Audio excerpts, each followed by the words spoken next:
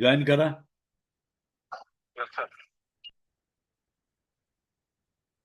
Join करा. पटपट join करा.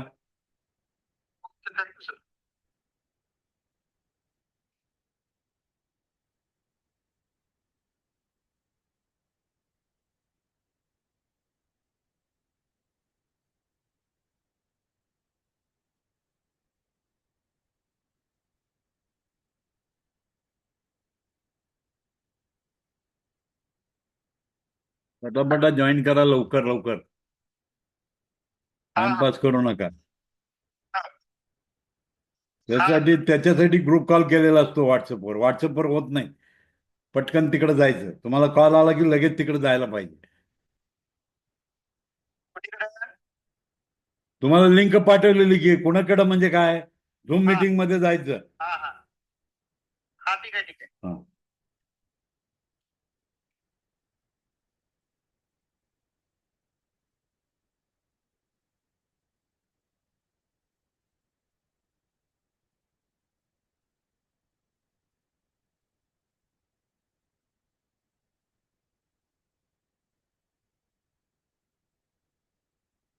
नुसतं बघतच बसतात लोक. काय समजतच नाही त्यांना.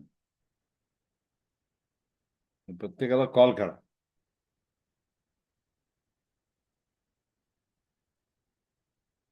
हो म्हणायचं आणि यायचंच नाही.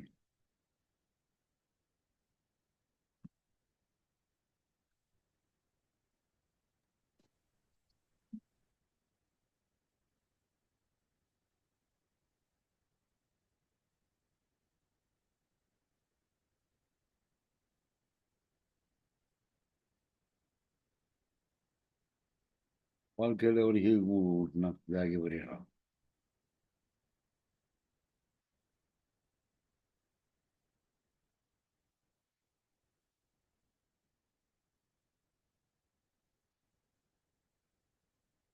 अहो जावा ना तिकडे ग्रुप याच्यात या की झूम मीटिंग वर. काय बधीर केल्यासारखं बोलतात. बधीरच आहेत माणसं.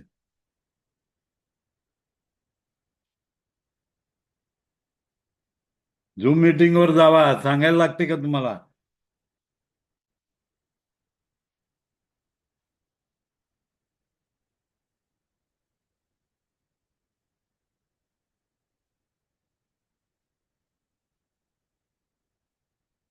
झूम वर या झूम वर.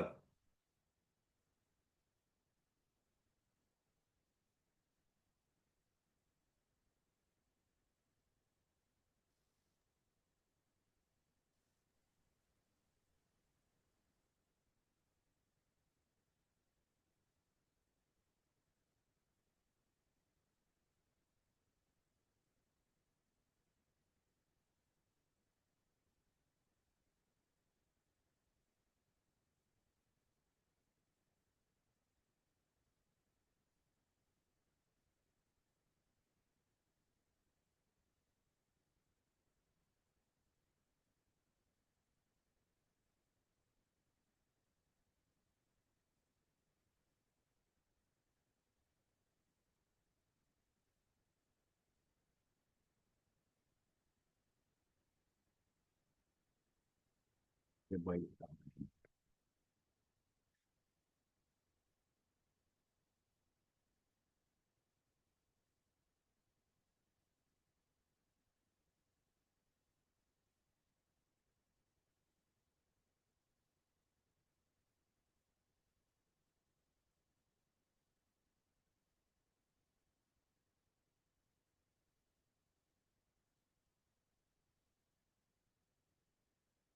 शीला को कॉल करने के लिए धन्यवाद.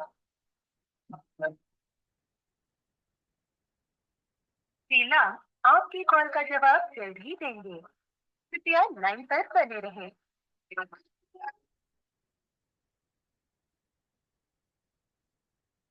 कृपया लाइन पर बने रहें या थोड़ी देर बाद कॉल.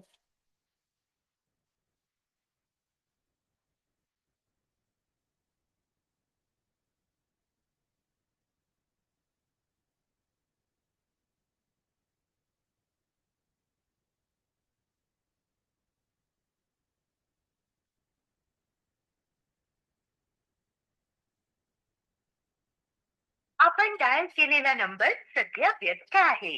कृपया नंतर प्रयत्न करा. आपके द्वारा डायल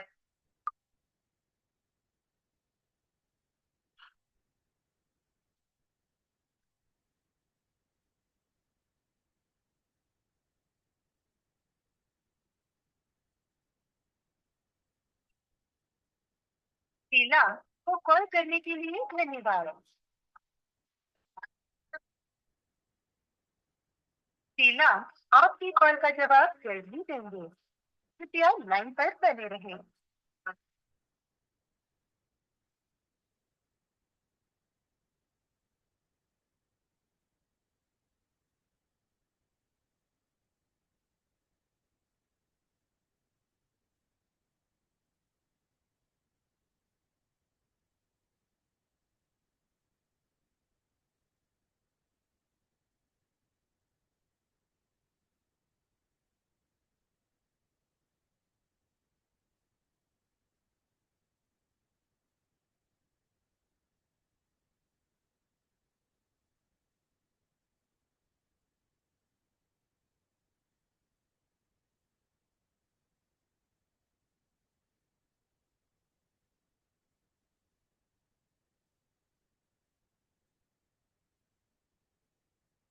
जॉईन करा जॉईन. हां हां हां. बिलकुल. तर मला वाटेल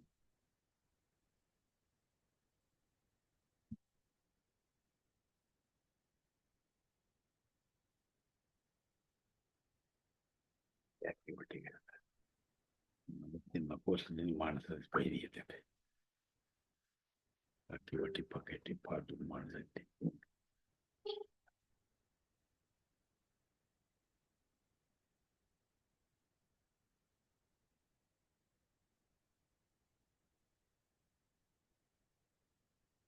जॉईन करा जॉईन करा.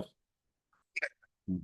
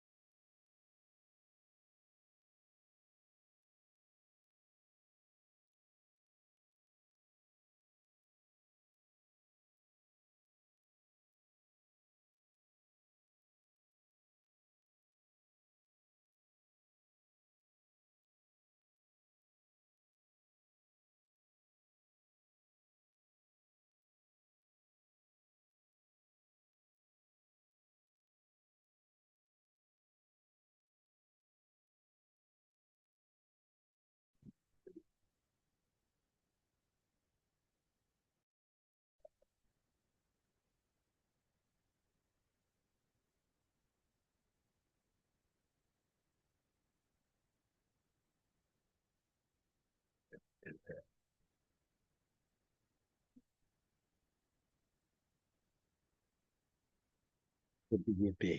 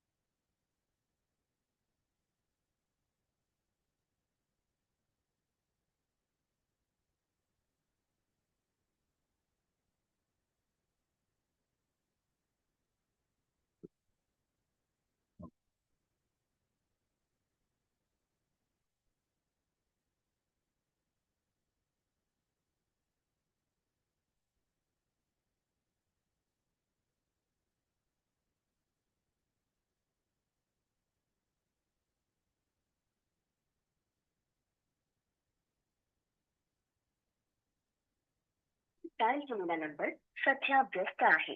किंवा यावेळी त्या नंबरपर्यंत आपण पोहोचू शकत.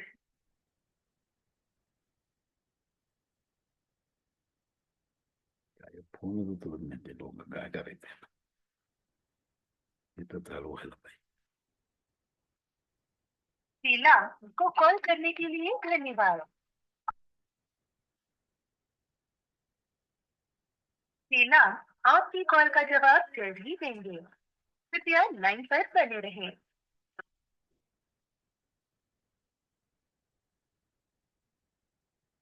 कृपया लाइन पर बने रहें या थोड़ी देर बाद कॉल करें। कोणी जाण होत नाही लवकर, काय वैताग आणलाय लोकांनी. पटकन जॉईन करत नाही. 100 कॉल केले कधीतरी जॉईन कर.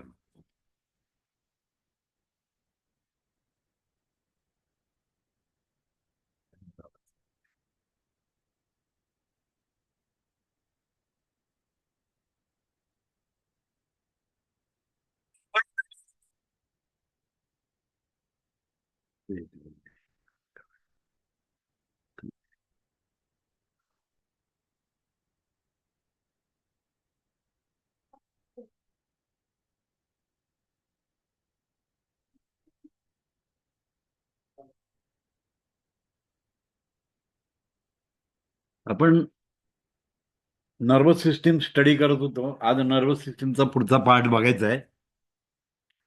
लास्ट टाइम आपण नर्वस सिस्टीम मध्ये होतो.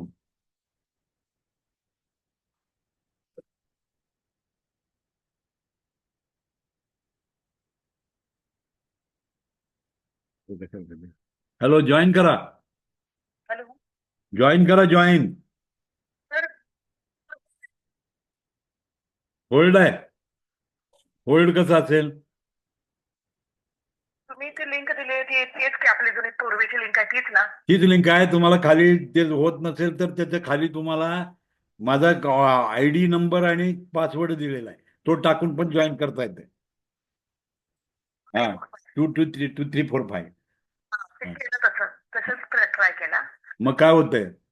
अजून होल्डवर म्हणून सांगते. होल्डनं चालू केले मीटिंग. इथं सुरू आहे माझं जज हे. बघते आणि एकदा. तो नंबर चुकला असेल. नंबर माझा टाका ना तो.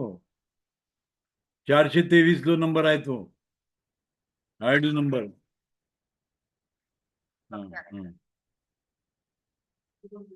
ठीक आहे. मध्ये कसं येईल, काय झालं होल्ड व्हायला? ऍडमिट केलंय.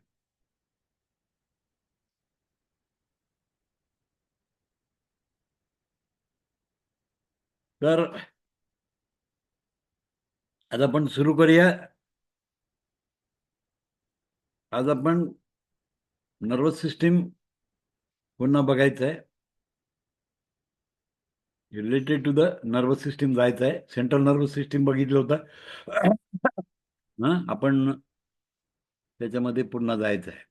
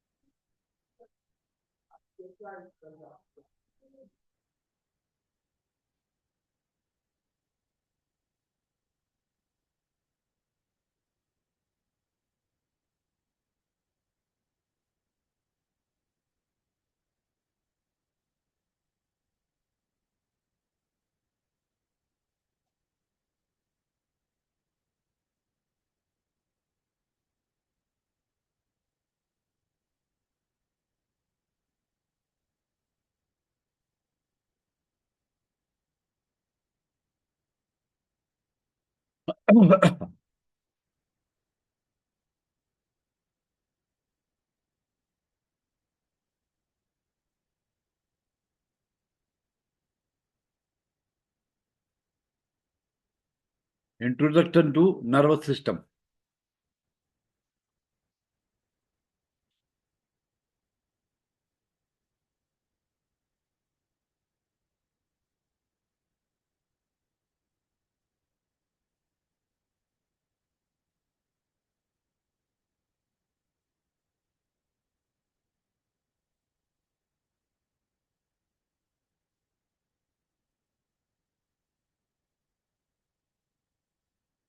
Introduction to the nervous system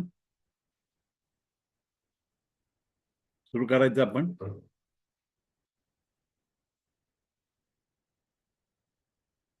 बरेच काळ आल्यामुळे रिफ्रेश करूया पुन्हा ट्रीट आपण स्टार्ट करू. आता नर्वस सिस्टीम मध्ये दोन डिव्हिजन येतात, central nervous system and peripheral nervous system. Central nervous system and peripheral nervous system दोन भाग असतात. Nervous system controls all the activity of the body. It is weaker than other control system in the body, namely endocrinic system. Endocrinic system पेक्षा fast work करणारी system असते तुमची nervous system. कारण आपलं शरीर partly controlled by the nervous system and endocrinic system. आपलं शरीर जे आहे ते नर्वस सिस्टीम आणि एंडोक्रानिक सिस्टमनं काय केलं जातं, कंट्रोल केलं जातं. तर त्याच्यामधली नर्वस सिस्टीम ही अतिशय फास्ट असते. आणि नर्वस सिस्टीम डिवाइड होतं दोन पार्टमध्ये, सेंट्रल नर्वस सिस्टीम आणि पेरिफेरल नर्वस सिस्टीम. दोन डिव्हिजन येतात, central nervous system and peripheral nervous system. आता सेंट्रल नर्वस सिस्टीम मध्ये पार्ट काय येतात, ब्रेन आणि spinal cord. Brain and spinal cord महत्वाचं ऑर्गन काय आहेत सेंट्रल नर्वस सिस्टीमचे, ब्रेन आणि स्पायनल कॉर्ड हे इम्पॉर्टंट आहे. आता ब्रेन आणि स्पायनल कॉर्ड कशाने बनलेले असतात, न्यूरॉन्सने बनलेले असतात. ब्रेन अँड स्पायनल कॉर्ड कशाने बनलेलं असतं, न्यूरॉन्सने बनलेलं असतं. आणि सपोर्टिंग सेल्स त्याला न्यूरेलिजिया नावाची सपोर्टिंग सेल्स असतात. न्यूरेलिया नावाची काय असतात, त्याच्यात सपोर्टिंग सेल्स असतात. म्हणजे कधीही जे डॅमेज होत असतं ते सपोर्टिंग सेलमध्ये डॅमेज होतं. आणि म्हणून ॲक्युपंक्चर किंवा या गोष्टीमध्ये जे काय उपचार होतात त्याचं कारण असतं की जेव्हा सपोर्टिंग सेल डॅमेज होतात त्या रिकवर होतात, न्यूरॉन रिकवर होत नाही. आपण सेलमध्ये बघितलं की न्यूरॉनमध्ये सेंट्रोसोम नसतो. आणि न्यूरॉनमध्ये सेंट्रोसोम नसल्यामुळे त्याला रिप्रोडक्शन नाही, नवीन निर्मिती होत नाही. परंतु सपोर्टिंग सेल मात्र त्याला सेंट्रोसोम असतो, त्यामुळे त्याचं डिव्हिजन होतं आणि ते तयार होतात. म्हणजे डॅमेज झालेलं रिपेअर होऊ शकतो. म्हणून आपण स्टडी करताना brain and spinal cord is form by the neurons and the supportive cell. Neuroglia नावाचे सेल्स असतात, त्या सपोर्टिंग सेल काम करतात. न्यूरॉन्सने बनलेलं असतं आणि सपोर्टिंग सेलनं बनलेलं असतं, न्यूरोलिजियानं बनतं. The structure of the brain and the spinal cord is arranged into two layers. काय केलं जातं, टू लेअर मध्ये अरेंज केलं जातं. लक्षात घ्या, टू लेअर मध्ये अरेंजमेंट आहे त्याची.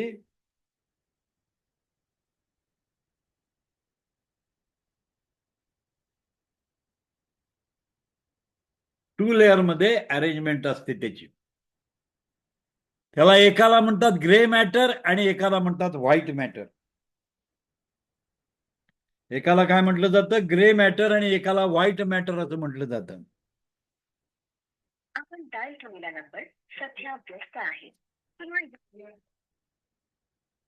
काय असतं, it consisting of the two layer, grey matter and the white मॅटर. म्हणजे ब्रेन हा ग्रे मॅटर आणि व्हाईट मॅटरनं बनलेला असतो, स्पायनल कॉर्ड ग्रे मॅटर आणि व्हाईट मॅटरनं बनलेला असतो. बेसिक त्याची गोष्ट आहे. It is form by the two layer, one is the grey matter, one is white matter. One is grey matter and one is white matter. एक white matter असतं आणि एक ग्रे मॅटर असतं, दोन्हीने ती बनलेली असते शरीर.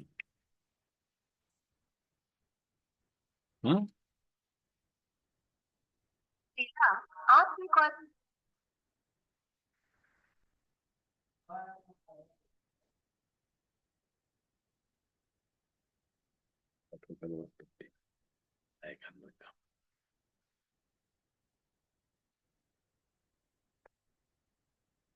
तर दोन मॅटरनी बनलेलं असतं, एक ग्रे मॅटर आणि एक white matter. Grey matter is form by the nerve cell body. Join करा. Grey matter and the white matter कशाने बनलेलं असतं, ग्रे मॅटर आणि व्हाईट मॅटरनं बनलेलं असतं. Grey matter is form by the nerve cell body. And proximal part of the nerve fibre. Grey matter म्हणजे काय असतं तुमचं, नर्वची सेल बॉडी असते आणि प्रॉक्झिमल पार्ट जे असतात ते काय असतात तुमचे ग्रे मॅटरने बनलेले असतात. Arising for the nerve cell body, white matter is form by the remaining part of the nerve fibre. व्हाईट मॅटर म्हणजे काय, इतर जो पार्ट आहे सेल बॉडी आणि प्रॉक्झिमल पार्ट सोडून जो इतर भाग आहे तो कशाने बनलेला असतो, व्हाईट मॅटरने बनलेला असतो. In a brain, white matter is place inner part and the grey matter is place on the outer part. मेंदूमध्ये काय केलेलं असतं, इनर पार्ट मध्ये व्हाईट मॅटर असतो आणि आउटर पार्टला ग्रे मॅटर असतो. आउटर पार्टला काय येतो, ग्रे मॅटर येतो. इनर पार्ट मध्ये व्हाईट मॅटर असतो. म्हणून MRI मध्ये असं लिहिलेलं असतं, loss off white matter. White matter loss झालेला असतो. म्हणजे काय आलं, इनसाइड द ब्रेन हा व्हाईट मॅटर आहे. म्हणजे हा जो एरिया आहे तुमचा, दिस इज व्हाईट मॅटर एरिया, आणि बाहेरचा बाजू तुमचा ग्रे मॅटर एरिया आहे. बाहेरची बाजू काय येते, ग्रे मॅटर येते. Grey matter is form by the nerve cell body. Grey matter कशाने येतं, नर्व सेल बॉडी करते आणि त्याला जे प्रॉक्झिमल पार्ट असतो त्याच्या जवळचा जो भाग असतो त्याला ग्रे मॅटर म्हणतात, आणि बाकीचं जे उरलेलं आहे ते सगळं व्हाईट मॅटरने बनलेलं असतं.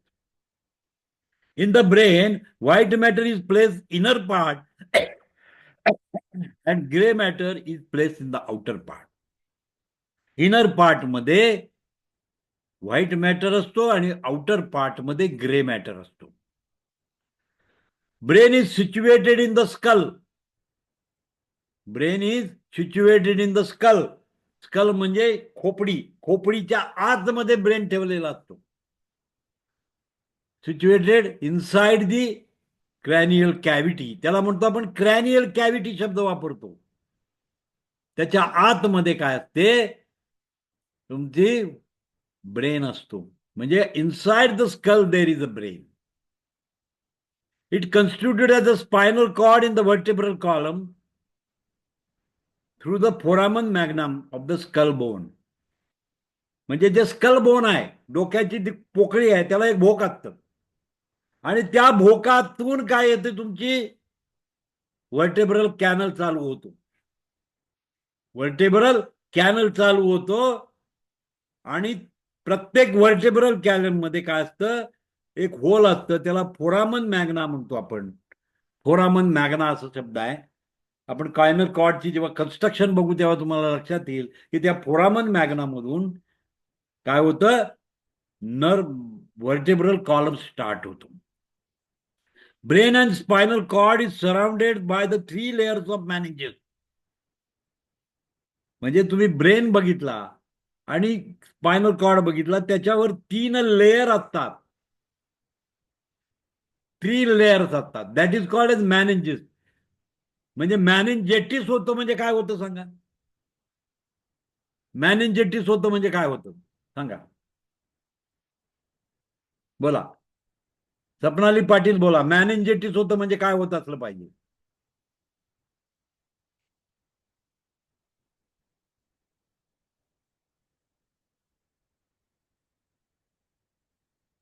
मॅनेंजेटिसचा मतलब काय, टिस म्हणजे इन्फ्लामेशन. कशाचं इन्फ्लामेशन,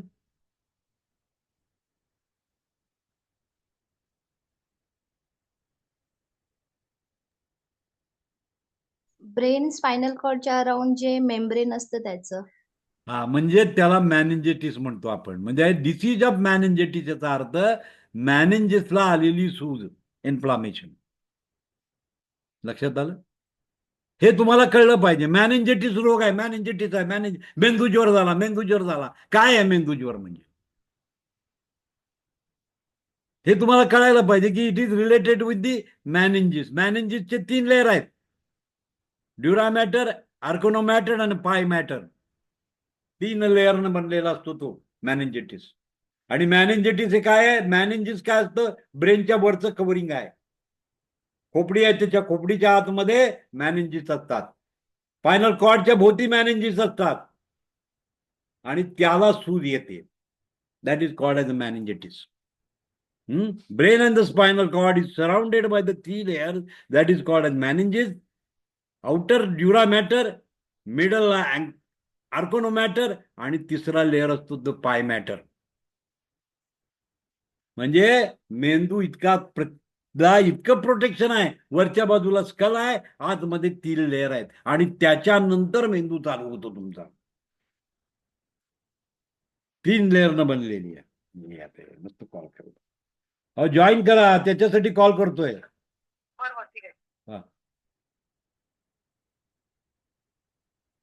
तर हे मॅनेंजिस आहेत. तर हे आपल्याला कळायला पाहिजे की मॅनेंजिस म्हणजे काय.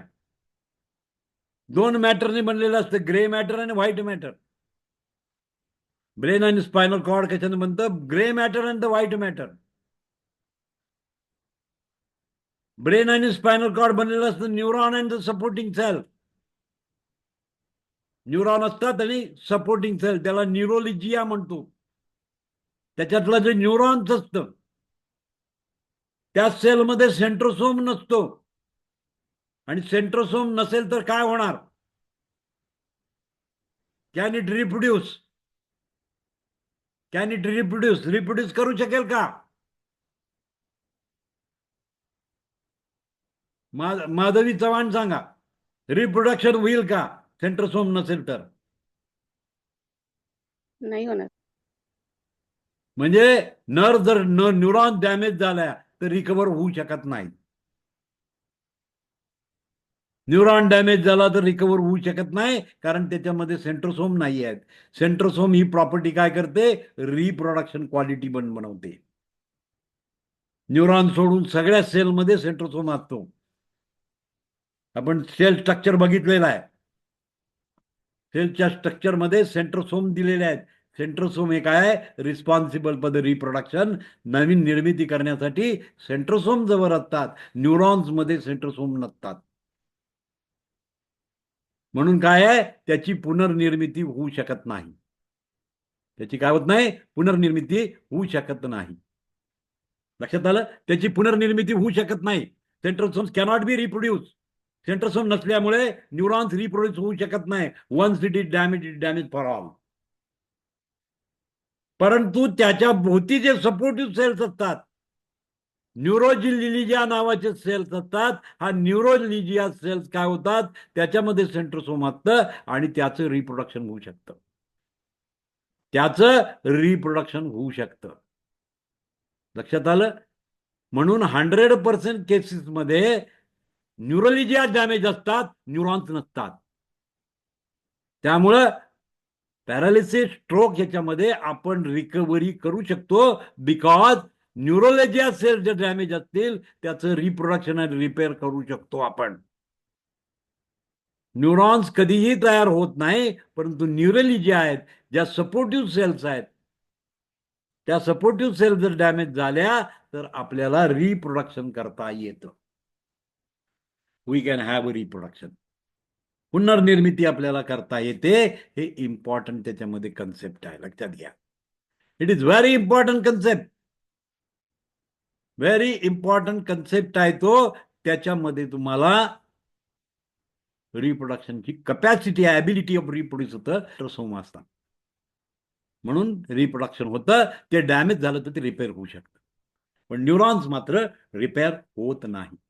न्यूरॉन्स नेव्हर रिपेअर होत नाही. न्यूरॉन्सचं रिपेअरिंग मात्र होऊ शकत नाही. हे इम्पॉर्टंट आहे, लक्षात ठेवायचं आपण. Brain is situated in the skull. It is continued as a spinal cord. ब्रेनचं नंतरची कंटिन्युएशन काय आहे, स्पायनल कॉर्ड आहे. In the vertebral column through the foramen magna of the skull bone. Skull बोनला एक भोक असतं, त्याला फोरामन मॅग्ना म्हणतो. त्यातून तुमचे कॉर्ड चालू होते, स्पायनल कॉर्ड सुरू होते फोरामन मॅग्नामध्ये. फोरामन मॅग्नामध्ये स्पायनल कॉर्ड स्टार्ट होते. माणसं काय खरं नाही. ठीक आहे.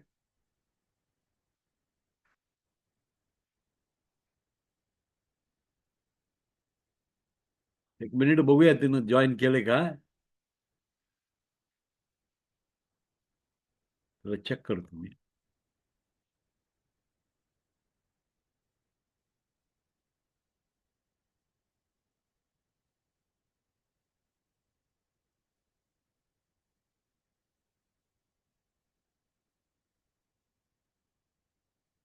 ठीक आहे, आलेलं नाही. ठीक आहे. आपके व्यस्त है या इस समय उपलब्ध क्वेश्चन को प्रयास करें। जॉईन नाही. ठीक आहे, असू दे. कॉलवर कुठेतरी बिझी आहे ती बाई. जाऊ दे. जॉईनिंग करत नाही. ठीक आहे. तर कृपया करून काय आहे माहितीये का, तुम्ही कॉल करा, मला कॉल करायला लावू नका. माझा वेळ सगळा तुम्हाला कनेक्ट करण्यातच जातो. 50 वेळा कॉल केले तरी पण जॉईन करत नाहीत. काय करायचं, अवघड आहे ते सगळं.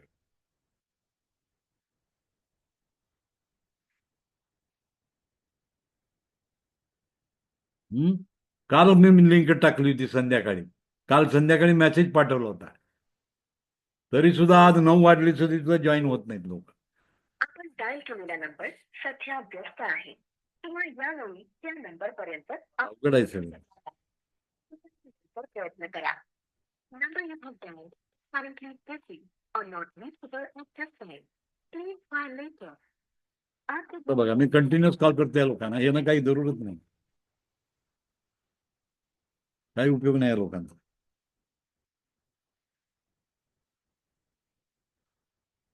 होतच नाही जॉईन. काय सर करतात कॉल, सगळे डिस्टर्ब करून टाकतात ते माहिती, प्रॉपर सिक्वेन्सिंग नसल्यामुळे. आणि जो लवकर जॉईन करतो तो उगाच होल्ड करत राहतो. ಜೈನ್ ಮಾಡಿದ ಸಂಖ್ಯೆಯು ಪ್ರಸ್ತುತ ಕಾರ್ಯನಿರತವಾಗಿದೆ ಅಥವಾ ಈ ಸಮಯದಲ್ಲಿ ತಲುಪಲು ಸಾಧ್ಯವಿಲ್ಲ. ದಯವಿಟ್ಟು ನಂತರ ಪ್ರಯತ್ನಿಸಿ. Brain is situated in the skull. It is continued as a spinal cord in the vertebral column through which foramen magna of the skull bone. Skull boneच्या फोरामन मॅग्नामधनं ते बाहेर पडतं आणि त्याच्यानंतर व्हर्टेब्रल कॉलम तयार होतं. काय होतं? व्हर्टेब्रल कॉलम तयार होतं. Brain and the spinal cord are surrounded by the 3 layers of meninges called as outer dura mater, arcano mater and the inner pie mater. आता याच्यामध्ये स्पेस असते. The space between the arcanomatter and the pie matter is known as subarachnoid space. The space is filled with the fluid called as cerebral spinal fluid. म्हणजे सब arachnoid matter आणि पाय मॅटरच्या मध्ये जी पोकळी असते त्याच्यामध्ये तुमचं काय असतं, सेरिब्रल स्पायनल फ्लुइड असतं, CSF असतं. काय असतं? CSF त्याच्यामध्ये येतं, सेरिब्रल स्पायनल फ्लुइड असतं त्याच्यामध्ये. एक मिनिट.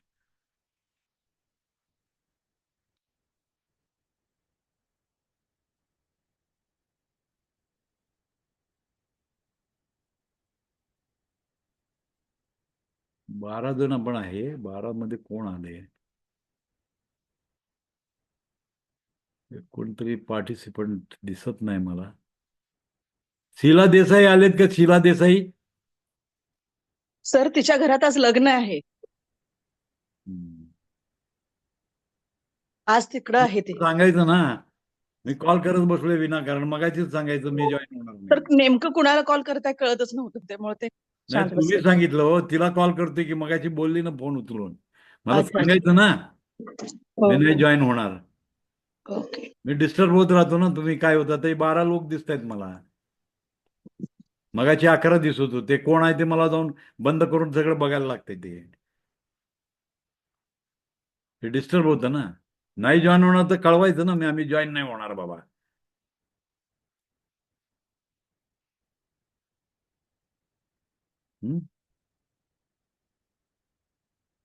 मी डिस्टर्ब होतो का नाही? मी क्लास बंद करून मला बघत बसावं लागतं तिथे. म्हणून ते काय आहे, टाइम मध्ये जॉईन होणं फार महत्वाचं आहे. हे सगळं डिस्टर्ब होत राहतं. क्लास डिस्टर्ब करतो ते सगळं. ठीक आहे. तर आपण आता बघतोय की सब कॉर्डिकल स्पेस आणि दी पाय मॅटर याचा जो लेअर आहे त्याच्यामध्ये तुमचं काय असतं, CSF फ्लुइड असतं. That is called as a cerebro spinal fluid. Cerebro spinal fluid. Brain and the spinal cord are actually suspended in the cerebrospinal fluid. Brain कशात सस्पेंड केलेला असतो? सेरिब्रोस्पायनल फ्लुइड मध्ये. आणि स्पायनल कॉर्ड पण cerebrospinal fluid मध्ये suspension असतं. पण ती नेट संपल्यास चालते. त्याला नेट आहे. ती काय माईक बंद करा. आता हे दुसरी त्रास बघा. कितीच मार सगळं तुमचं दुनियाचं ऐकायला येतं त्याच्यामध्ये. हे थोडंसं पथ्य पाळा हो, असं करू नका. बाकीच्यांना सगळ्यांना डिस्टर्ब होतं तुमच्यामुळं.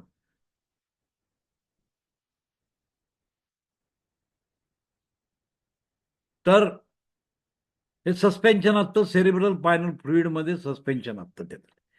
म्हणजे ब्रेन हा पाण्यामध्ये ठेवला आहे, तसं स्पायनल कॉर्ड पण पाण्यामध्ये ठेवलेली आहे. त्या पाण्याला आपण म्हणतो सेरिब्रल स्पायनल फ्लुइड. आणि ते सब आर्कनट मॅटर आणि पाय मॅटरच्या मध्ये ते फ्लुइड आहे, त्याला CSF म्हणतो.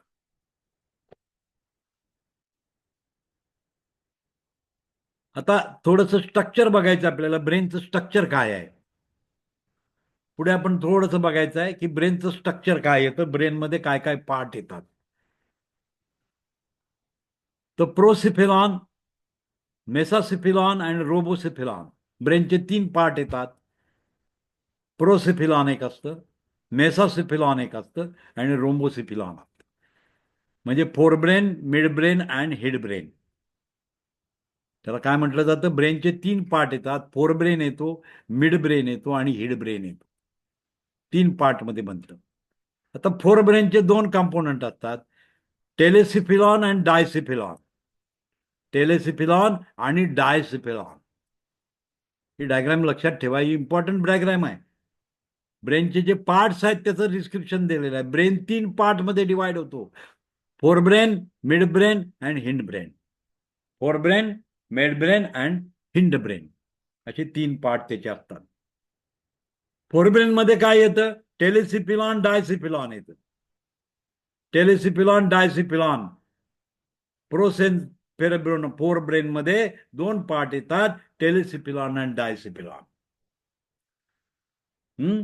मेसेसिफिलॉन is mid brain and rhombencephalon is hind brain. म्हणजे 3 पार्ट मध्ये ब्रेन डिवाइड झालेला आहे. त्यातला प्रोसिफिलॉन मध्ये, फोरब्रेन मध्ये टेलेसिफिलॉन आणि डायसिफिलॉन असतं. आता टेलेसिफिलॉन मध्ये काय येतं, cerebral हिमस्फिअर, Basel ganglia, hippocampus, amyloid nucleus.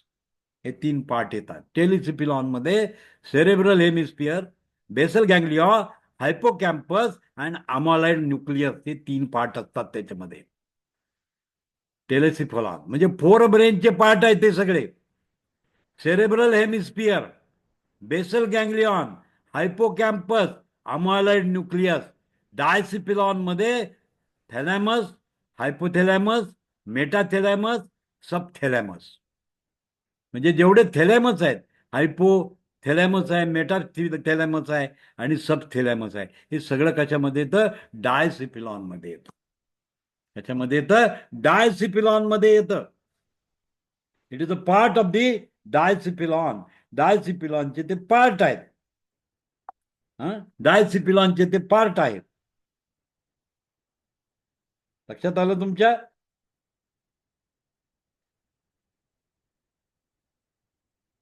कारण ब्रेन पॅरालिसिस अमुक तमुक मध्ये आपल्याला याचा फार उपयोग होतो. हे नाही समजलं तर आपल्याला काही कळतच नाही.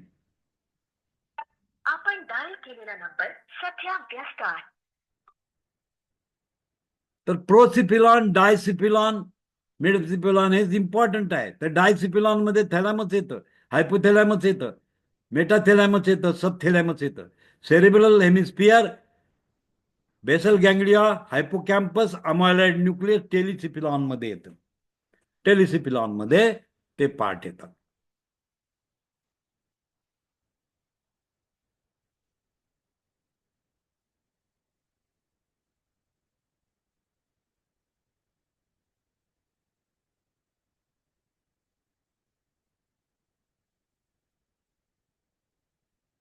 तर ही जी एक बेसिक आहे, बेसिक आपल्याला माहिती पाहिजे. फार पुढे गेलं ते एकदम.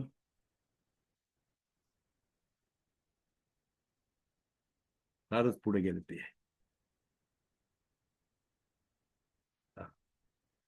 स्पायनल कॉर्ड आहे, आपण नंतर स्टडी करायचं स्पायनल कॉर्डचा. बेसिक नर्वस सिस्टीम आपण स्टडी करतोय.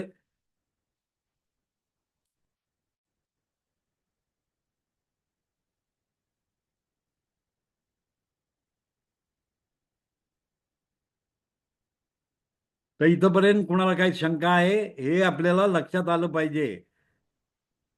MRI मध्ये तेच लिहून आलेलं असतं, आपल्याला वाचता आलं पाहिजे MRI. जर हे तुम्हाला माहित नसेल तर MRI वाचू शकत नाही तुम्ही, आणि तुम्हाला अंडरस्टँडिंग होत नाही कुठं काय झालेलं आहे ते. फारच पुढे गेलो हे. शोधायचं म्हणजे मला ते ट्रॅक करत लागते.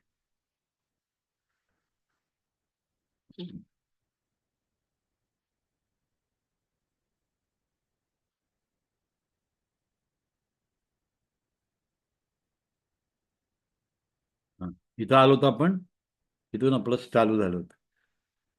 थोडं पुढे जायचं आहे आपण. हा, इथं आलो होतो आपण. हे पार्ट आहेत. पार्ट आहेत. आता प्रोसिफिलॉन म्हणजे फोर ब्रेन.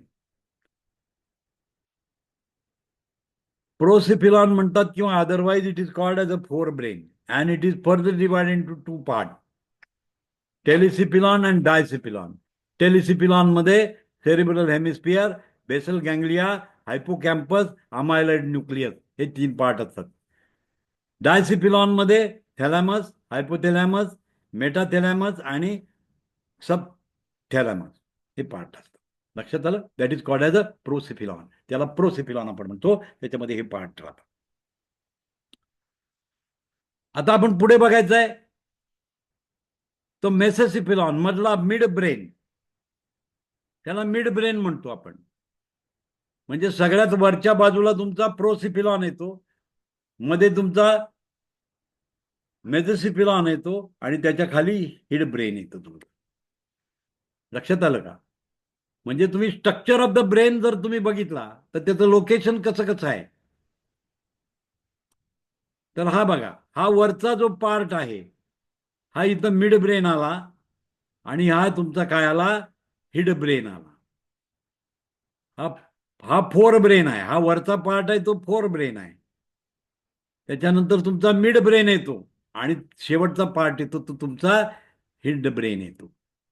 लक्षात आलं? 3 पार्ट आपण ब्रेनचे बघितले, ते 3 पार्ट हे आहेत. आणि त्याच्यामध्ये काय आहे आपण बघितलं.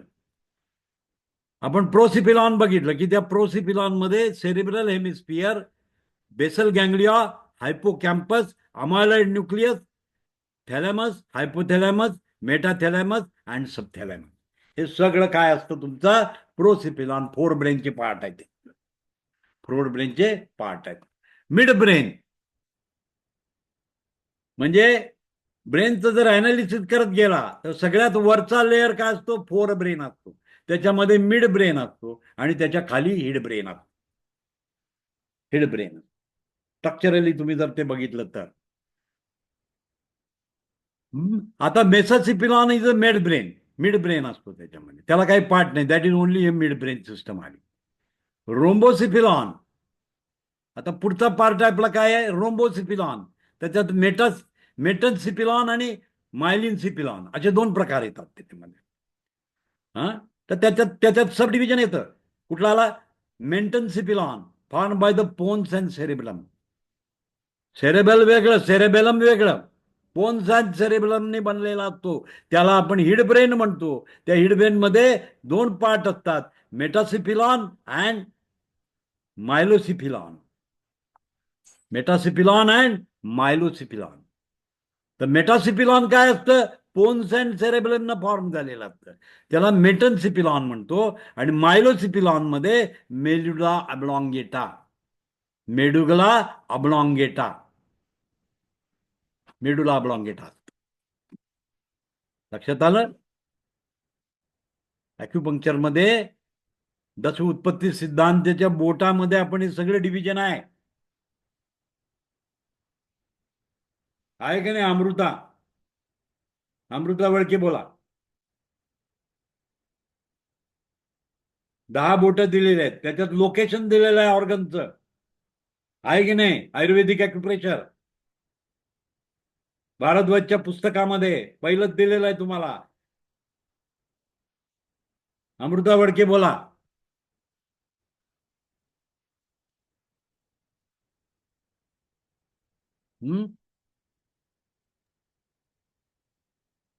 दश उत्पत्ती सिद्धांतामध्ये आपल्याला दिलेलं आहे की नाही बोटावर लोकेशन. मिड ब्रेन का सर? सगळेच ब्रेनचं सगळं स्ट्रक्चर हाताच्या बोटावर आहे की नाही, जॉईंटवर.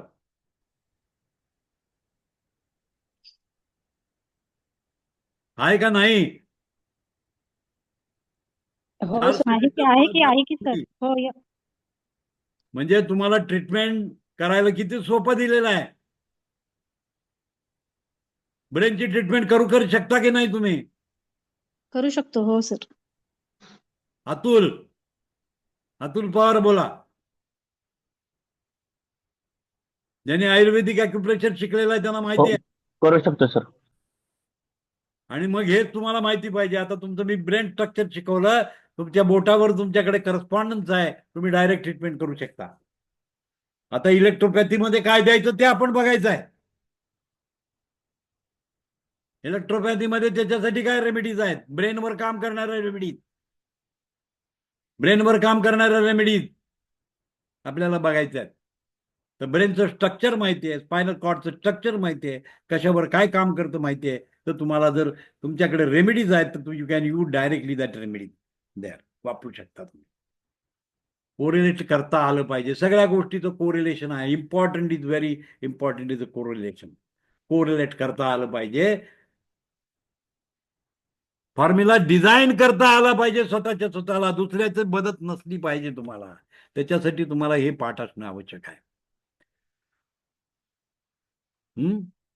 इम्पॉर्टंट आहे. लक्षात आलं? म्हणून आपल्याला ब्रेनचं स्ट्रक्चर माहिती पाहिजे. ब्रेन कसं काय आहे, कसे स्ट्रक्चर आहे, फोर ब्रेन मध्ये काय येतं, मिड ब्रेन मध्ये काय येतं, हिड ब्रेन मध्ये काय येतं,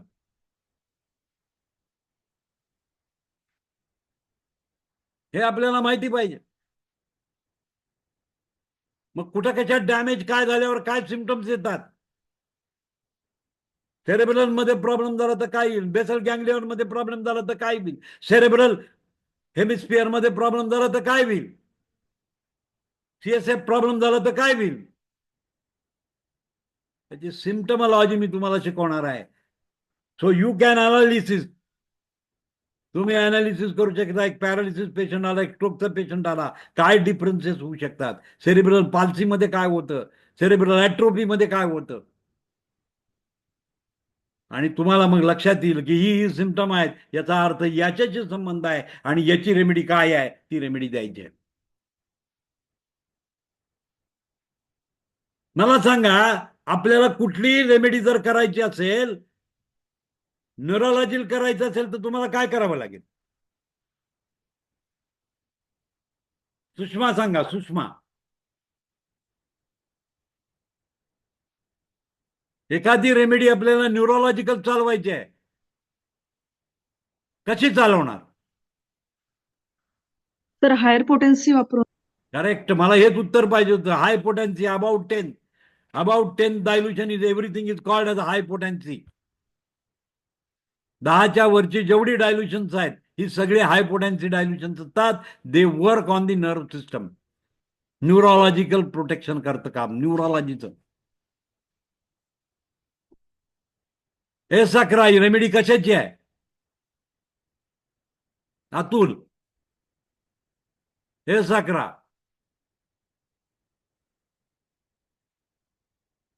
स्वप्नाली पाटील सांगा. हे साखरा what is the characteristic of S eleven?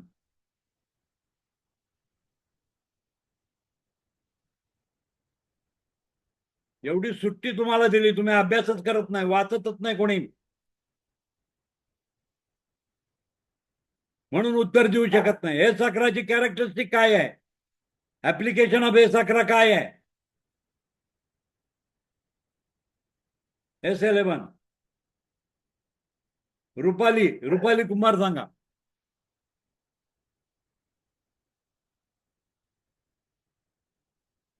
नाही सांगू शकत. माधुरी चव्हाण सांगा. सर या साखरा वेगस नर्व वरती पिट्युटरी युसोफिगस वरती काम करते. करेक्ट आहे. हेच आपल्याला पाहिजे, हे उत्तर पाहिजे. वेगस नर्ववर काम करते. न्यूरोलॉजिकल करायचं असेल तर डायल्युशन कुठलं वापरावं लागेल? नर्माइन करावं लागेल सर अबाउट 10. Train करायला लागेल. अबाउट 10th डायल्युशन वापरायला पाहिजे. हे नॉलेज आहे, एक्सपेक्टेड आहे. हे तुम्हाला आलं पाहिजे. वेगस नर्व ही पॅरासिम्पॅथेटिक नर्व सिस्टम आहे. आता पुढे जाणार आहे पण नर्वस सिस्टीम मध्ये ते शिकणार आहे. सिम्पॅथेटिक अँड पॅरासिम्पॅथेटिक कंट्रोल काय काम करतं, कसं काम करतं.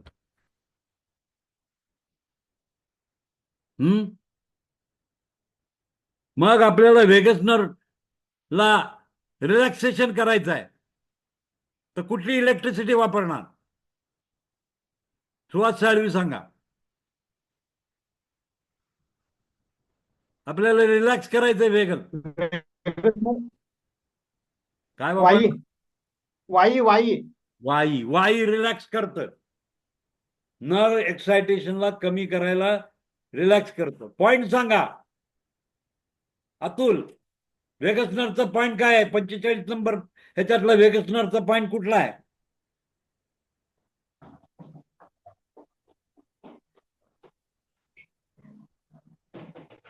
धर्मराज पाटील सांगा कुठला पॉइंट आहे वेगस नर्वचा? 45 पॉइंट शिकवलेले आहेत तुम्हाला, त्यातला कुठला पॉइंट वेगस नर्वशी रिलेटेड आहे?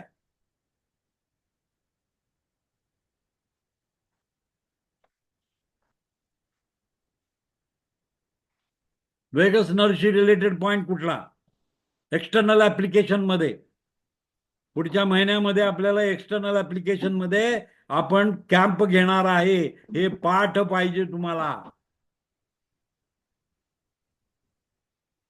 हे जर पॉइंट तुम्हाला माहित नसेल तर तुम्ही ऍप्लिकेशनच करू शकत नाही. कुठला पॉइंट आहे वेगस नर्वचा?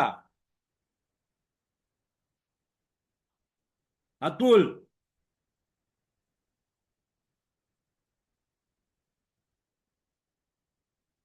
माधुरी चव्हाण सांगा कुठला पॉइंट आहे वेगस नर्वचा? पॉइंट कुठला येतो?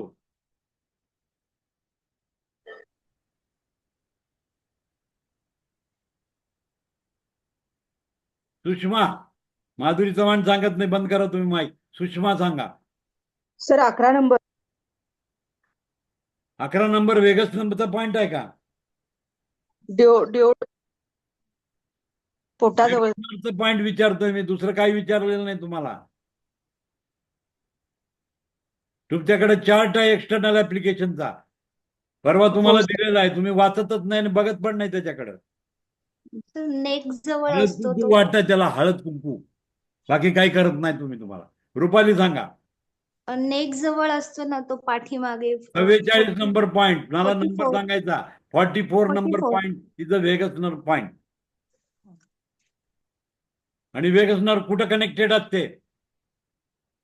माधुरी चव्हाण. हे सर वेगस नर्व ला कनेक्ट होते. ऍब्डॉमेन मध्ये कुठल्या कुठल्या सिस्टीमला कनेक्टेड असते?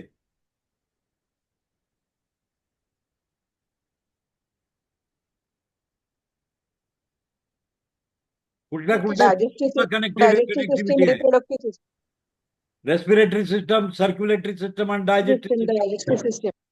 याला वेगस नर्व कनेक्टेड असते. Vagus nerve is a parasympathetic nerve. Over excitation झालं तर त्याला रिलॅक्स करायला पाहिजे. रिलॅक्सेशन करू शकता. एखादा ऑर्गन ओव्हर एक्टेक झाला, अधिक फंक्शन करायला लागला, त्याला रिलीज करण्यासाठी you can use a vagus nerve.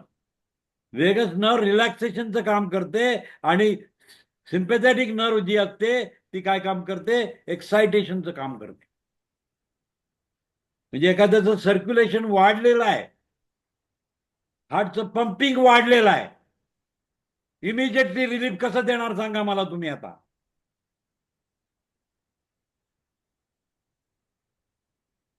This is called as a practice of medicine. यालाच म्हणतात प्रॅक्टिस ऑफ मेडिसिन.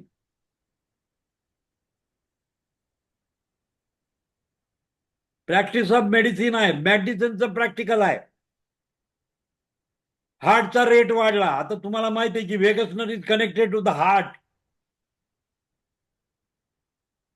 हार्टची गती वाढलेली आहे, त्याला कंट्रोल कुठं करणार तुम्ही? By applying Y two vagus nerve. Number 44 number point. 44 नंबरचा पॉइंट आहे. त्या ठिकाणी तुम्ही वाई अप्लाय केलं तर इमिजिएटली काय होणार आहे, हार्टचं पंपिंग रेट डाऊन होणार. इंजेक्शन सारखं मेरॅकल करू शकता. एक्सटर्नल ऍप्लिकेशन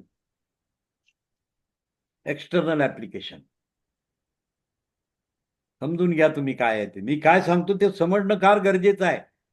ऍप्लिकेशन त्याच्या बेसवर आहे. कॉपी टू कॉपी, माची टू माची काहीही कामाचं नाही आहे.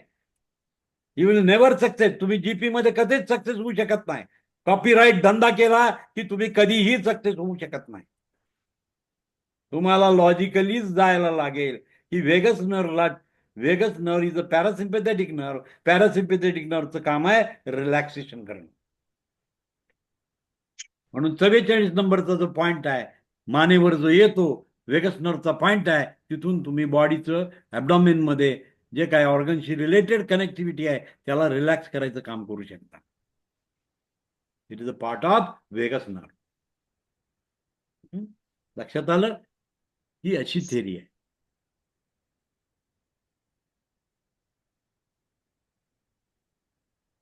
आणि वेगस नर्वची रेमेडी कुठली आहे? एक्स अकरा आहे. एक्स अकराला निगेटिव्ह करा तरी पण काम होणार आहे. नर्वाईन केलं आणि तिथं लावला अप्लाय केलं तरी पण काम होणार. वाई केलं तर त्याला सपोर्ट करणार. हे सकरा वाईचं ऍप्लिकेशन केलं वेगस नर्ववर की ऑटोमॅटिकली वेगस नर्वचा वेगळ टोन वाढलेला असेल तो कमी करणार आणि रिलॅक्सेशन होतं. दिस इज द थिअरी. हे थिअरी आहे. ही थिअरी आहे त्याच्यामध्ये. लक्षात आलं? एक ऍप्लिकेशनवर सहज मी तुम्हाला विचारलं. आपण आपलं पुढच्या पार्टवर जाऊया.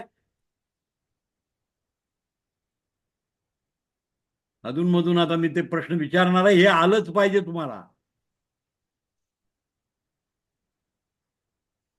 त्यामुळे अभ्यास करायला तयार व्हा. अभ्यास नाही केला तर प्रॉब्लेम आहे तुम्हाला.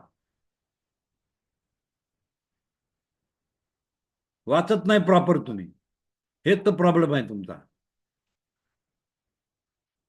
रेमेडीचं ऍप्लिकेशन माहिती पाहिजे तरच तुम्ही सक्सेस होणार आहे. असं कुणाचं तरी कॉपी मोडक सरांना विचारा, ह्याला विचारा, त्याला विचारा आणि औषध लावा. काय उपयोग आहे त्याचा? तुम्हाला काय येणार आहे? प्रत्यक्ष पेशंट तुमच्या जागेवर असतो त्यावेळेला काय अप्लाय करायचं सुचलंच पाहिजे तुम्हाला. जोपर्यंत तुम्ही मटेरियल मीडियाचा अभ्यास करत नाही प्रॉपरली तर कसं होणार?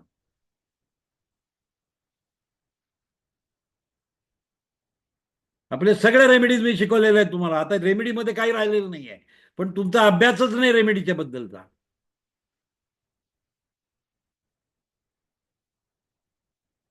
महत्वाची गोष्ट आहे. हे लक्षात आलं पाहिजे. एक केलं पाहिजे. बाकी काही करून उपयोग नाहीये.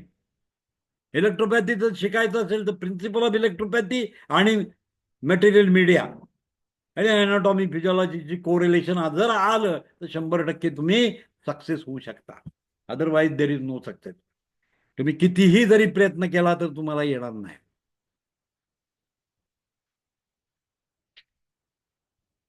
हे तुमचं बेस आहे. हा बेस परफेक्ट पाहिजे. मटेरियल मीडिया परफेक्ट पाहिजे.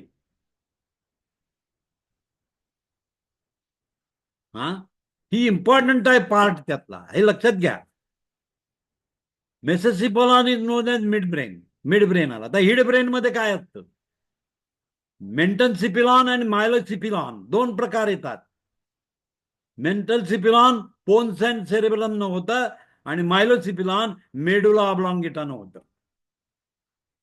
मेडुला ऑब्लॉंगेटा जो आहे तो काय आहे?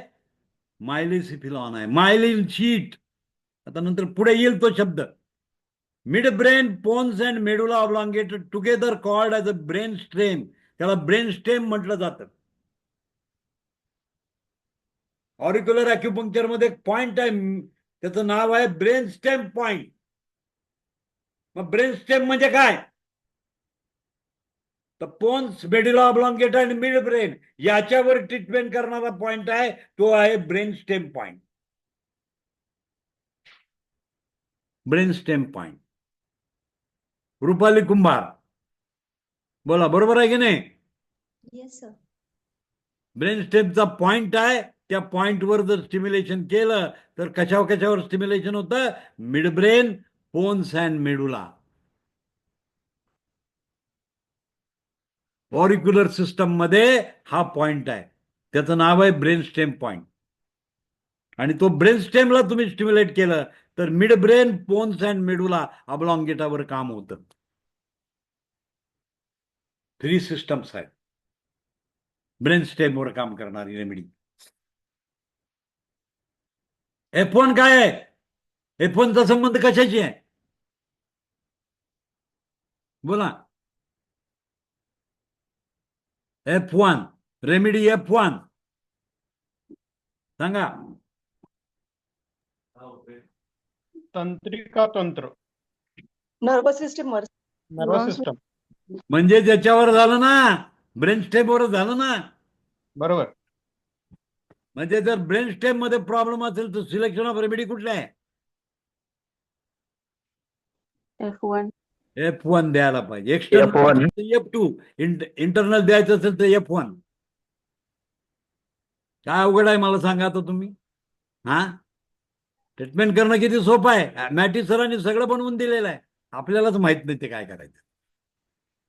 38 मेडिसिन जे मॅटी सरांनी बनवली, ते 38 मेडिसिन या पद्धतीनं काम करतं. ऑर्गन लेवलला जाऊन काम करणारी रेमेडीज आहेत. म्हणजे मिड ब्रेन, ब्रेन स्टेमवर काम करणारी रेमेडी.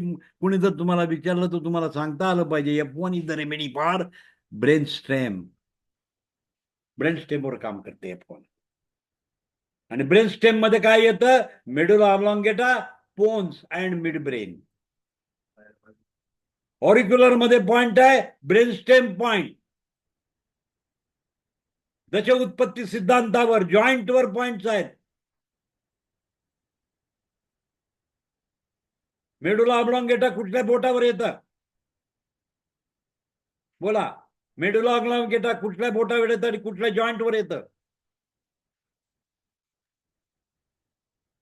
6 नंबर वरती कप जॉईंट वर. कप जॉईंटवर मेडुला ऑब्लॉंगेटा आणि वर स्पायनल कॉर्ड.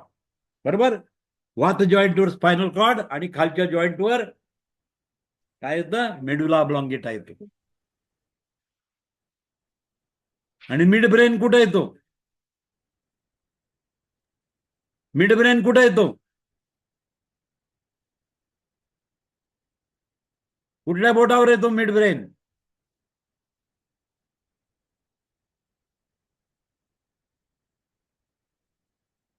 मनाच्या बोटावर येतो ना. येस सर, मनाच्या बोटावर येतं. म्हणजे किती नंबर? 8 नंबर. 8 7 नंबर. काय येतं? होय. 7 नंबर बोटवर काय येतं सांगा? दिशा. दिशा 7 नंबर पॉन्स आणि सेरेबेलम. काय येतं? पॉन्स आणि सेरेबेलम. पोन्स अँड सेरेब्रम येतं. मिड ब्रेन आहे, मनाच्या बोटावर येतं. Mid brain and the limbic system. बरोबर. लिम्बिक सिस्टम कप जॉईंटवर येतं, वात जॉईंटवर मिड ब्रेन येतो. Yes sir.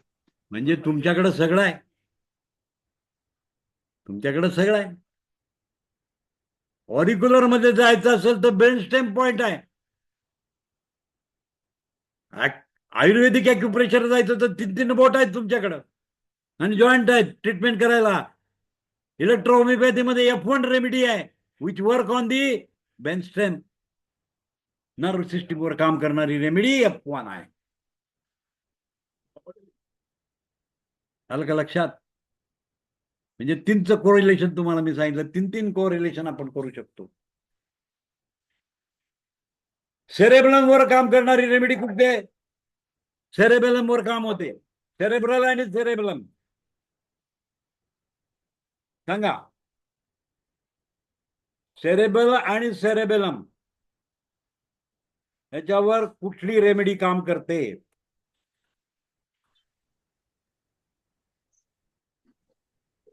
Sir S1 S1. F1 S1 F1 sir.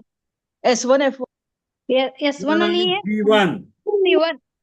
हा, लक्षात आलं का? 2 रेमेडीज आहेत, S1 आणि C1. S1 ही फंक्शनल रेमेडी आहे, C1 ही स्ट्रक्चरल रेमेडी आहे. म्हणजे वात बिघडलेला असेल तर कुठली रेमेडी वापरणार?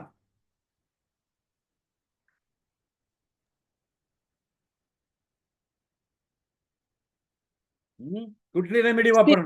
C1 C1 वाताची C1चा काय संबंध आहे? स्ट्रक्चरशी संबंध आहे C1चा. वात म्हणजे वायू. स्ट्रक्चर का? Yes yes yes yes function वायू सर.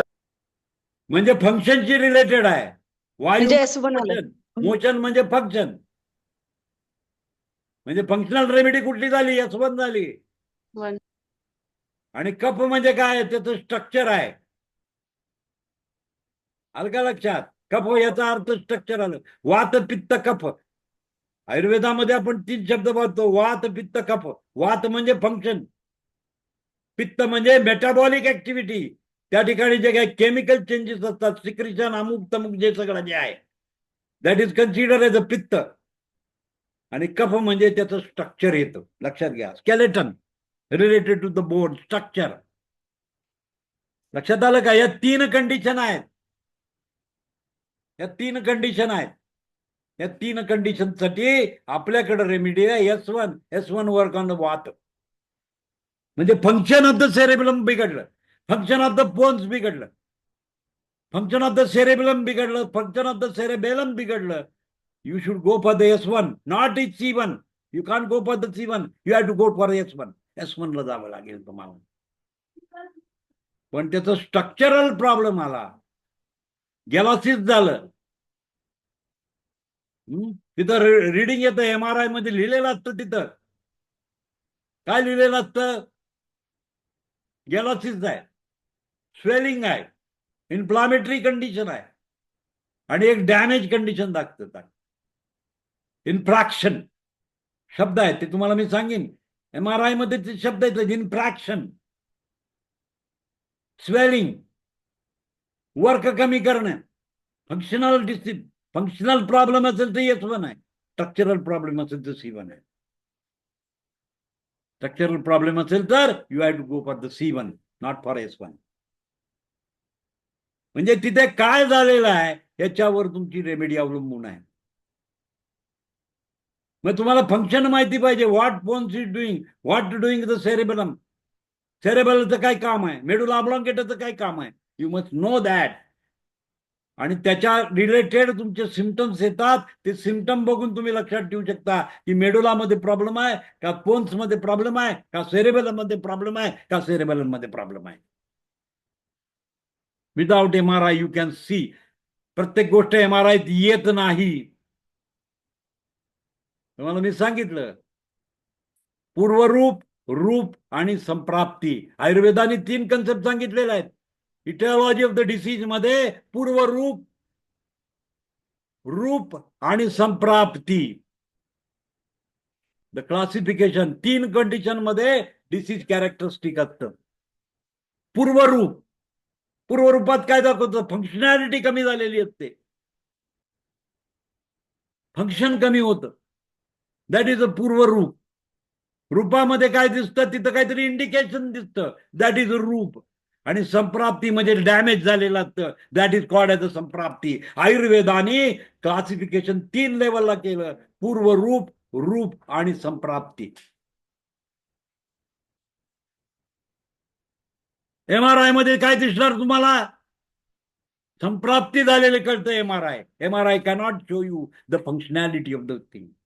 फंक्शनॅलिटी तुम्हाला त्याच्या डिसीज कॅरेक्टरिस्टिक मध्ये, तिथं झालेल्या मुवमेंट मध्ये जो काही चेंज असतो, that will show you the functionality problem. आणि डॅमेज प्रॉब्लेम तुम्हाला MRI, CT स्कॅन मध्ये दिसणार आहे. इलेक्ट्रिक ऍक्टिव्हिटी गडबड झाली, इपिलेटिक सीझर यायला लागलाय, nothing is seen in the MRI. Electric activity EEG काढला जातो त्या ठिकाणी. That is called as electric activity of the brain. म्हणजे तो काय आहे? मेटाबॉलिझम म्हणतात त्याला. पार्किन्सन डिसीज आहे. हात काय कंप, वात येतोय तुम्हाला. MRI मध्ये काहीच दिसणार नाही पार्किन्सनचं.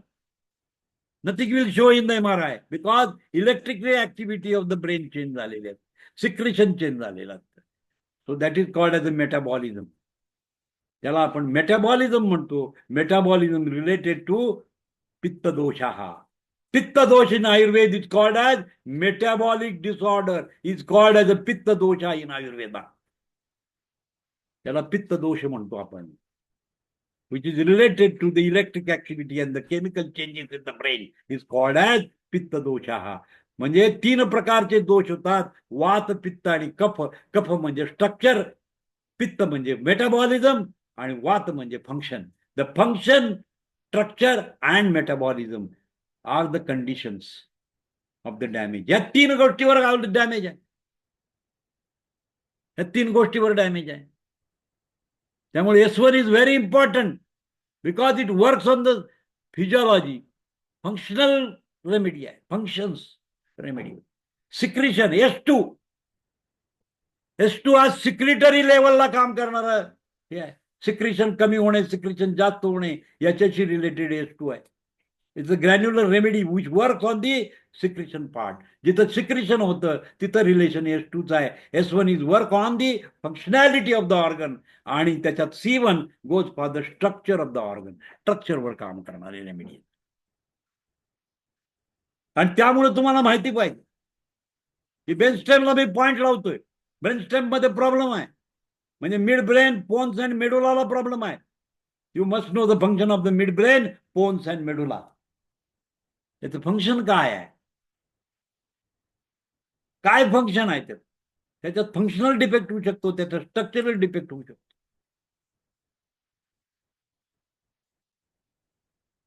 स्ट्रक्चर मेंटेन करण्यासाठी गरज काय आहे बोला. स्ट्रक्चर तयार करण्यासाठी गरज काय काय असते आपल्याला बोला. बोला लवकर, कोण सांगणार. डॉक्टर स्वाती पाटील सांगा. स्ट्रक्चर मेंटेन करण्यासाठी काय काय आवश्यकता असते तुम्हाला, काय गरज आहे तुम्हाला.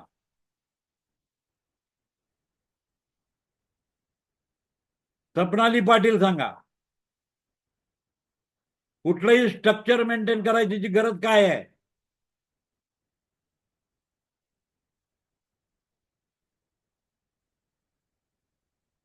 नाही सांगू शकत. माधुरी चव्हाण सांगा. काय काय गरज असते. प्रॉपर न्यूट्रिशन मिळालं पाहिजे. मग ते कशातनं मिळतं. ब्लड थ्रू मिळतं. आणि न्यूट्रिशन कुठं प्राप्त होतं. न्यूट्रिशन म्हणजे काय. नायटी सरांनी 2 धातू सांगितले तुम्हाला, 2 लिक्विड सांगितलेले आहेत.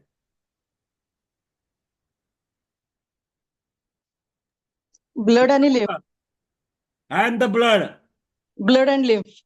लिम्फ कुठं तयार होतो. Where is the lymph is form. Lymph कुठं तयार होतो.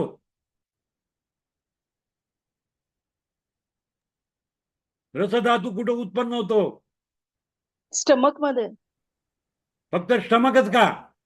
नाही नाही, लार्ज इंटेस्टाईन, स्मॉल इंटेस्टाईन मधनं न्यूट्रिशन म्हणजे त्याला गॅस्ट्रो इंटेस्टायनल ट्रॅक म्हणजे डायजेस्टिव्ह सिस्टम हे उत्तर आहे. स्टमक हो. म्हटलं तर एकाकी झालं. पूर्ण डायजेस्टिव्ह सिस्टम मध्ये जी काही प्रक्रिया होते त्याच्यावर रसधातू निर्माण करतो. त्याच्यावर काम करणारी रेमेडी कुठली आहे बोला. कुठल्या 2 रेमेडीज काम करतात पुरा गॅस्ट्रो इंटेस्टायनल ट्रॅकवर. S1 आणि S10. करेक्ट. S1 आणि S10 म्हणजे general tonic before meal, natural tonic after meal. हे काय काम करतं. रसधातूची निर्मिती करतं. रसधातू उत्पन्न होतो. जर रसधातूत गडबड असेल तर या 2 रेमेडीज द्यायला पाहिजे. S1 before meal, S10 after meal. Logic आहे याच्या मागे. म्हणजे स्ट्रक्चर डेव्हलप करण्यासाठी न्यूट्रिशन तयार पाहिजे. न्यूट्रिशन कुठं बनतं तर डायजेस्टिव्ह सिस्टीम मध्ये बनतं. डायजेस्टिव्ह सिस्टीम जर काम केलं नाही तर न्यूट्रिशन प्रॉपर मिळणार नाही. प्रॉपर न्यूट्रिशन मिळणार नाही तर स्ट्रक्चरल चेंजेस डेफिनेटली होणार. हे लॉजिक असतं. हे लॉजिक तुम्हाला कळलं पाहिजे. सपनाली पाटील सांगता का नाही आलं. डायजेस्टिव्ह सिस्टीम मी शिकवलेली आहे तुम्हाला. ऑलरेडी झालेला आहे. डायजेस्टिव्ह सिस्टम सेल झालंय, डायजेस्टिव्ह सिस्टम झाले, रिप्रोडक्टिव्ह सिस्टम झाली, एक्सक्रिटरी सिस्टम झालेली आहे. You must know the function of the every सिस्टमचं फंक्शन माहिती पाहिजे. सिस्टमचं फंक्शन माहिती पाहिजे. Vitiation of lymph and the blood causes the disease. Mattei सरांचं जे प्रिन्सिपल ऑफ इलेक्ट्रोहोमिओपॅथी आहे, vitiation of lymph and the blood causes the disease. हे प्रिन्सिपल आहे. लिम्फ कुठं बनतो हे जर तुम्हाला माहित नाही तर तुम्ही ट्रीटमेंट कसं करणार? How you will do the treatment? You don't know where the lymph is produce. हे तुम्हाला जर माहिती नसेल तर तुम्ही काहीच करू शकत नाही. कॅरी कोण करतो? ब्लड करतो.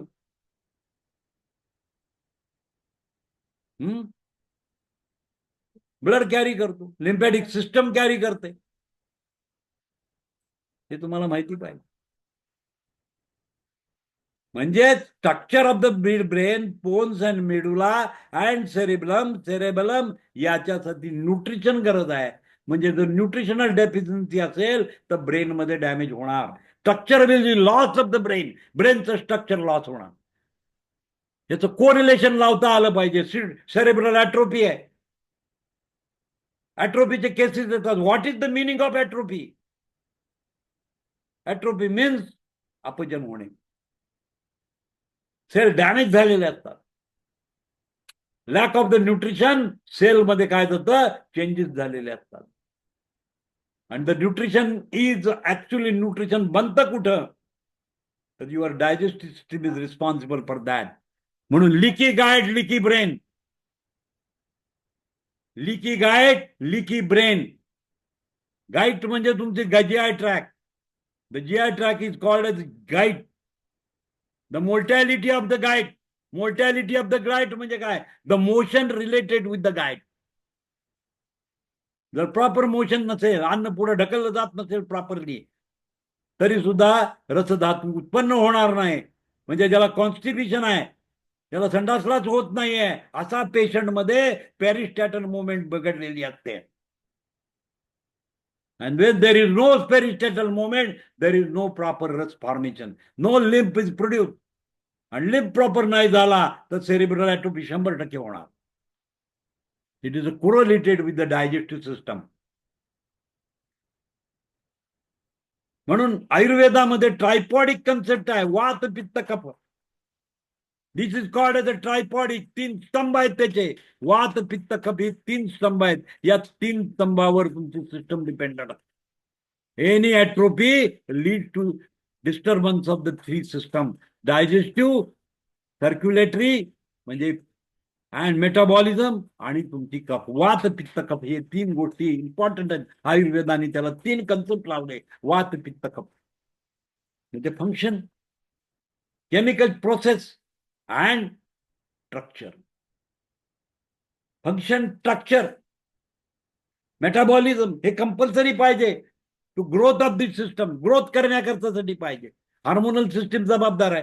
ग्रोथ हार्मोन नसेल तर ग्रोथच होणार नाही. हार्मोनल सिस्टीम पण जबाबदार आहे. रसधातू उत्पन्न होतो कशामध्ये? डायजेस्टिव्ह सिस्टम मध्ये उत्पन्न होतो. ब्लड त्याला कॅरी करतं. सर्क्युलेटरी सिस्टम त्याला कॅरी करतं. लिम्फॅटिक सिस्टीम सेल पर्यंत नेऊन पोहोचवतं. इंट्रासेल्युलर स्पेस मध्ये न्यूट्रिशन प्रोव्हाइड करायचं काम लिम्फॅटिक सिस्टम करतं. आपल्याकडे 3 रेमेडीज आहेत. S1, S10, L1 and A group. 3 group कशासाठी डेव्हलप केले आपण?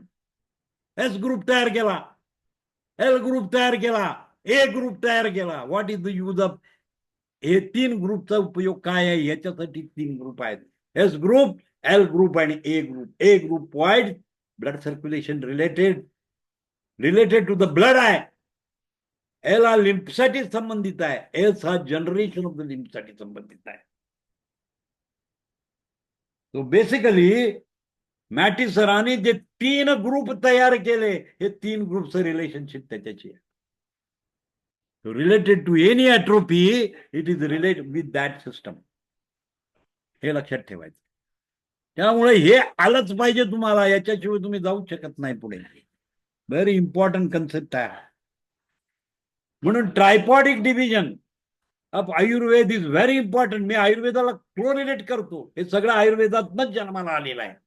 कुणी इंडिपेंडंट नाही. Everything is from the Ayurveda. Ayurveda is the first medical system in the world. जगातली सगळ्यात पहिली सिस्टम कुठली तर आयुर्वेद होता. नॅचरोपॅथी नंतर आयुर्वेद. नॅचरोपॅथीला शुद्ध विशुद्ध आयुर्वेद म्हणतात. औषधाचा उपयोग झाल्यानंतर तो अशुद्ध झाला, मग तो आयुर्वेद तयार झाला. लक्षात आलं?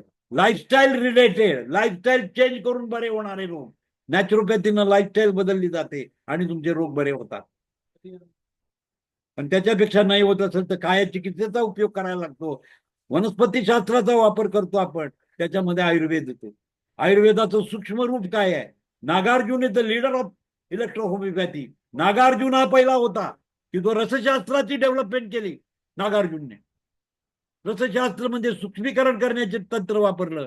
त्यातलं थोडंसं तंत्र हनीमन आणि डॉक्टर काउंट सीझर मॅटी यांनी यूज केलं. काउंट सीझर मॅटीना इतर गोष्टी मान्य नव्हत्या. अॅनिमल ओरिजिन प्रॉडक्ट आवडत नव्हते आणि म्हणून त्यांनी फक्त वनस्पतीवर आधारित चिकित्सा पद्धती डेव्हलप केली. That is called electrohomeopathy. आणि त्याचा जनक कोण होता? नागार्जुन. नागार्जुननं सूक्ष्मीकरणाचा प्रयत्न केला. औषधाचे सूक्ष्मीकरण करण्याचं काम नागार्जुननं केलं. कसं सूक्ष्म करायचं औषध, की त्याची पेनिट्रेटिंग पॉवर असते, जास्त असते, घुसण्याची क्षमता जास्त असते. असं मेडिसिन डेव्हलप केलं नागार्जुनने. रसशास्त्राचा जनक होता नागार्जुन. म्हणून हँडसअप करायला पाहिजे डॉक्टर काउंट सीझर मॅटी आणि नागार्जुना. इंडियन मॅटी कोण होते? नागार्जुन. इटालियन माणूस कोण होता तर मॅटी होते. त्याने तो कन्सेप्ट डेव्हलप केला आणि शास्त्र डेव्हलप केलं. लक्षात घ्या. आणि इथं 3 कन्सेप्टचा आपण उपयोग करणार आहे. म्हणजे आपल्याला लक्षात आलं पाहिजे की ॲट्रोफी इन दिस सिस्टम मध्ये काय आपल्याला बघायला पाहिजे. तर डायजेशन प्रॉपर होत आहे का? सर्क्युलेशन प्रॉपर आहे का? म्हणून तिथे ॲट्रोफी डेव्हलप झालेली. म्हणून तिथं रिफ्रॅक्शन झालेलं आहे. म्हणून तिथं गॅलॉसिस झालेलं आहे. Words, different type of words are there. पण त्याचं मिनिंग काय आहे तुम्हाला समजलं पाहिजे. गॅलॉसिस का होतं? एस्केमिक ब्रेन डिसीज म्हणतो. एस्केमिक ब्रेन डिसीज म्हणजे काय? सूज आलेली असते ब्रेनला. Why it is swelling, venous circulation block, lymphatic circulation block, त्यामुळे इन्फ्लामेशन स्टार्ट होतं. आपल्याकडे सगळी हत्यार आहे पण आपल्याला त्या शब्दाचाच अर्थ कळत नाही. And our medicines work on the nervine level. आपली मेडिसिन, सगळी मेडिसिन नर्वाईन काम करू शकतात. त्याच्यात कॅपॅसिटी आहे. If you go for the higher potency. आणि म्हणून 19147च्या गोळामध्ये बिलकुल राहू नका. 19चा यूज वेगळा आहे, 147चा यूज वेगळा आहे. 147 ही वापरावं लागतं. When you break to nervine लेवलला जायचं आहे, 147चा रेशो इज गुड. और न्यूट्रिशन लेवल 19चा ratio is good. About 10th potency 19च्या रेशो मध्ये 10% अबाउट तुम्ही गेला तर इट इज 100% नर्वाईन. आणि बिलो 10 पोटेन्सी ही न्यूट्रिशनल वर्क करतं. म्हणजे त्या ठिकाणी न्यूट्रिशन कमी पडतं. ज्या ठिकाणी न्यूट्रिशन कमी पडतंय त्या ठिकाणी पाहिजे. आज जाणार आहे. माईक बंद करा. कुणाचा माईक आहे चालू? जरा लक्ष ठेवा आपल्या माईक कडे. एक तर क्लासमध्ये कॉन्सन्ट्रेटली क्लासमध्ये बसत नाही. आजूबाजूचा गोंगाट काय येतो. वर्क फ्रॉम होम करणारी माणसं कशी असतात बघा. आयसोलेटेड असतात ती. एका रूम मध्ये जाऊन बसतात, कुणाला येऊ देत नाही तिथं. तुम्ही सगळ्यांच्या भोवती बसताय मध्ये आणि दुनियाभरचं ऐकायला लावताय. क्लासमध्ये तसं नसतं. ऑफलाईन क्लासमध्ये काय असतं? तुम्ही आणि शिक्षकच असतो, बाकीचे कोणी नसतात. असं तुम्ही ध्यानात घेऊन काम करा. ऑनलाईनचा अर्थ असा नव्हे कुठेही बसा आणि काही करा, असं नाहीये. तुम्ही एकटेच असले पाहिजे. आयसोलेट करा. Don't go in the room. 1 तास 1.5 तास जे मी काय करतो त्यावेळेला तुम्ही आयसोलेटेड राहायला पाहिजे. क्लासमध्येच असलं पाहिजे, तर कन्सेप्ट लक्षात येईल. तरच कन्सेप्ट लक्षात येईल. इकडे तिकडे फिरतोय आणि तुम्ही जर अटेंड करताय लेक्चर तर काही उपयोग नाही त्याचा. समजून घ्या. ऑफलाईन ऑनलाईन मधला हा फरक आहे. पण ऍडव्हान्टेज ऑनलाईन मध्ये आहे. तुम्हाला यायची गरज नाही माझ्या जागेमध्ये. ऑल द वे प्रवास करून येण्याची गरज नाहीये. तुम्ही डिस्टन्स एज्युकेशन घेऊ शकता याच्यामध्ये. पण त्याचे कॅरेक्टरिस्टिक जे आहे, इम्पॉर्टन्स आहे ते लक्षात घ्या. आणि म्हणून मी प्रश्न विचारल्यानंतर उत्तर देता येत नाही, कारण तुमचं लक्ष नसतं. तुम्ही सामाजिक ह्याच्यामध्ये बसलेला असता, समाजामध्ये बसलेला असता. पण तुम्हाला आयसोलेट व्हायला पाहिजे. कुठलंही ध्यान धारणा तपस्या करत असताना you have to go for the isolation. ऋषी मुनी जे समाधी लावतात तिथं कुणीही नसतं. आयसोलेटेड स्टेजमध्ये जाऊन ते काम करतात. तुम्ही सगळ्यांच्या मध्ये बसून ऐकायला लागताय. आणि म्हणून प्रश्न दिल्यानंतर कळत नाही, प्रश्नाचं उत्तर सांगता येत नाही तुम्हाला. त्याचं कारण ते आहे, तुमचं लक्ष नसतं. हे मला लक्षात येतं. इथं मला समजतं उत्तर का देऊ शकत नाही, तर तुमचं लक्षच नसतं. मी काय प्रश्न विचारलाय तुम्हाला कळत नाही, कारण आजूबाजूचे दुनियाभरचे आवाज येत असतात. तुम्हाला तुमचा ब्रेन डिस्टर्ब करत असतात.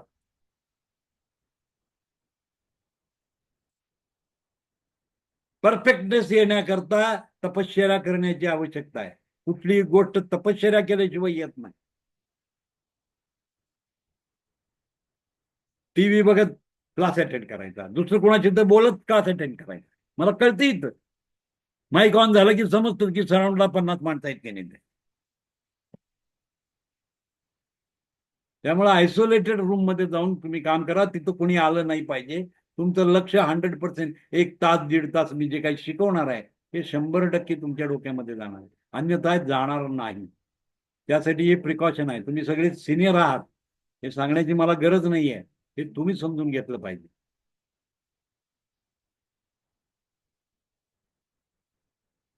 आणि त्यामुळे तुमचं कन्फ्युजन आहे. तुमच्या लक्षात तो विषय का जात नाही? तुम्ही मल्टीटास्किंग करायला जाताय. मल्टीटास्किंग होऊ शकत नाही. अभ्यास हा अभ्यासच पाहिजे. त्यासाठी कॉन्सन्ट्रेशन पाहिजे, आणि ते कॉन्सन्ट्रेशन तुमचं होत नाही. तेच अडचण तुम्हाला आहे. लक्षात आली का? हीच तुमची अडचण आहे की कॉन्सन्ट्रेशन होत नाही. का कॉन्सन्ट्रेशन होत नाही? तुम्ही आयसोलेट होत नाही. शिक्षण ही तपस्या आहे, हे असं नाही आहे कसंही मी शिकलो तर चालतंय. आणि तुम्हाला डॉक्टरी करायचं आहे, तुम्हाला पेशंटवर अप्लाय करायचं आहे. तुमची जबाबदारी जास्त आहे. When you write designation of doctor, वैद्य, त्यावेळेला तुमची रिस्पॉन्सिबिलिटी जास्त असते त्या ठिकाणी. लक्षात आलं का? रिस्पॉन्सिबिलिटी आहे, आणि याच्यासाठी इथं कॉन्सन्ट्रेशन करणं गरजेचं आहे. बऱ्याचशा गोष्टी मी त्या लिंक करत असतो, तुम्हाला सांगत असतो की त्या लिंक केलेल्या गोष्टी तुम्हाला तुमच्या प्रॅक्टिसमध्ये उपयोगी पडणार आहे. मेन उद्देश तो असतो माझा. लक्षात आलं काय? This is the importance of this meeting. मीटिंगचा इम्पॉर्टन्स हा असतो तुम्ही. त्यामुळे लक्षात येत नाही. कोरिलेटेड केलेलं असतं. मी बऱ्याचशा गोष्टी कोरिलेट करून शिकतो, कारण आपल्याला शेवटी प्रॅक्टिस करायचं आहे. आपल्याला नुसतं थेरॉटिकल मेअर इन्फॉर्मेशन नको आहे. आपल्याला we have to apply that information for our practice. हा, that is called as a practice of medicine. ते मेडिसिनचं प्रॅक्टिस आहे. मेडिसिन कसं यूज करायचं त्याच्या संदर्भामध्ये आहे. तर रोबोसिफिलॉन मध्ये आपण कन्सिडर केलं. मेटासिफिलॉन मध्ये पोन्स अँड सेरेबेलम असतं. मायासिफिलॉन मध्ये मेडुला ऑब्लॉंगेटा येतो. आणि बेनस्टेम म्हटलं तर mid brain pons medulla oblongata येतं. The together is called as a brainstem. आणि ऑरिक्युलर मध्ये बेनस्टेमचा पॉइंट आहे. तो पॉइंट लावला, त्याच्याकडे स्टिम्युलेशन केलं की हे 3 ऑर्गनवर काम होतं. 3 ऑर्गनवर काम होतं. That is called as a brainstem. हा, आता पेरिफ्रियल नर्वस सिस्टीम बघूया आपण. पेरिफ्रियल नर्वस सिस्टीम मध्ये काय आहे का उद्या बघूया? हॅलो, आता तरी बोला.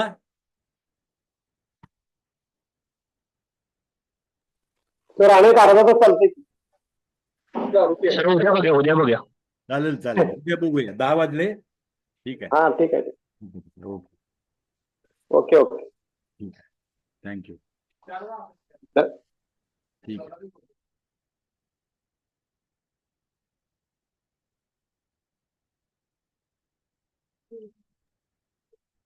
Thank you sir. ठीक आहे. ओके ओके, ठीक आहे.